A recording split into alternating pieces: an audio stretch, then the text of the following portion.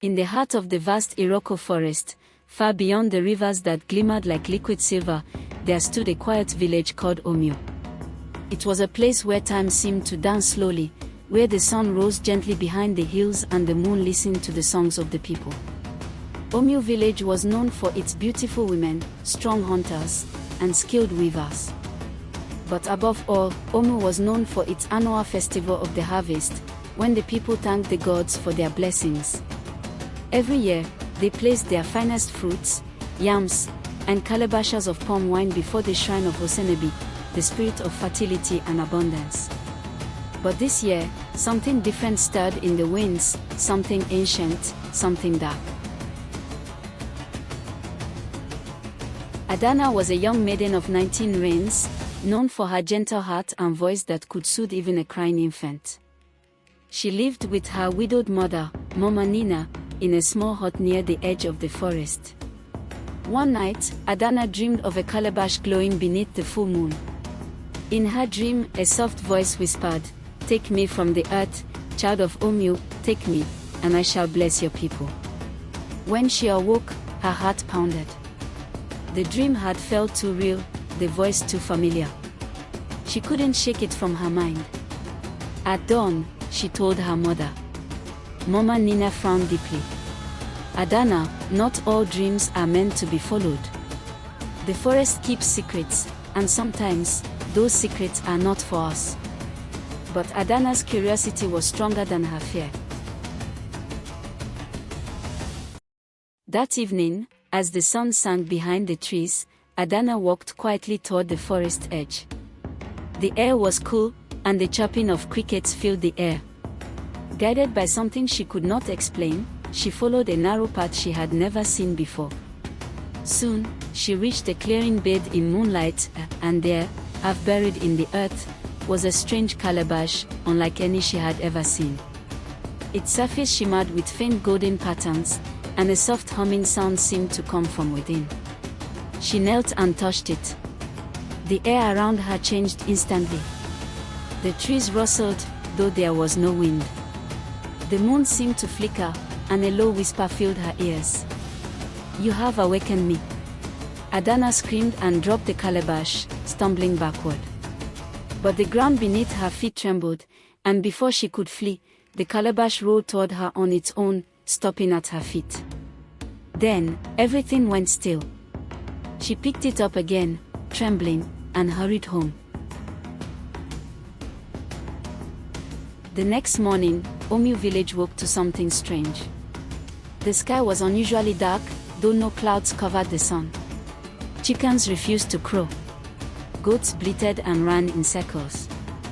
The village elder, Pa Okeke, who was nearly 90 seasons old, said softly, "The spirits are restless." Meanwhile, in her hut, Adaora tried to hide the calabash under her mat. But even in hiding, it made a soft, pulsing sound, like a heartbeat. That night, she dreamt again. This time, she saw a woman in white, her eyes glowing like fireflies. The woman spoke. "Child of Omu, I am Osenebi, the spirit your people once praised. Your village has forgotten me. They take, but they no longer give. The calabash you found carries my sorrow, and my anger." Adaora woke, shaking. The voice lingered in her ears. She knew she had to tell someone, but who would believe her? When the strange occurrences continued, rivers drying overnight, palm trees refusing to yield sap, the elders of Omu gathered in the square. Adaora stepped forward bravely and confessed what she had done. "I found a calabash in the forest, and I took it home," she said softly. Gasps filled the air. Pa Okeke rose, leaning on his staff. "Child, do you understand what you have done? The forbidden grove is where the spirits rest. No mortal must take what lies beneath its soil." Another elder, Mama Chika, shook her head. "We must return it. At once." But Mama Nina, clutching her daughter's hand, said, "Please, she is only a child. She did not know." Pa Okeke sighed. "The spirits care not for age, only for balance." That night, thunder rumbled though no rain fell. The people of Omu gathered in their huts, whispering prayers. But outside, the shadows moved, shapes with glowing eyes drifted between the trees. In Adana's hut, the calabash began to hum louder. Then a deep voice echoed from within it. "Free me, or I will feed." Mama Nina screamed. Adana grabbed the calabash and ran outside, barefoot, her heart racing.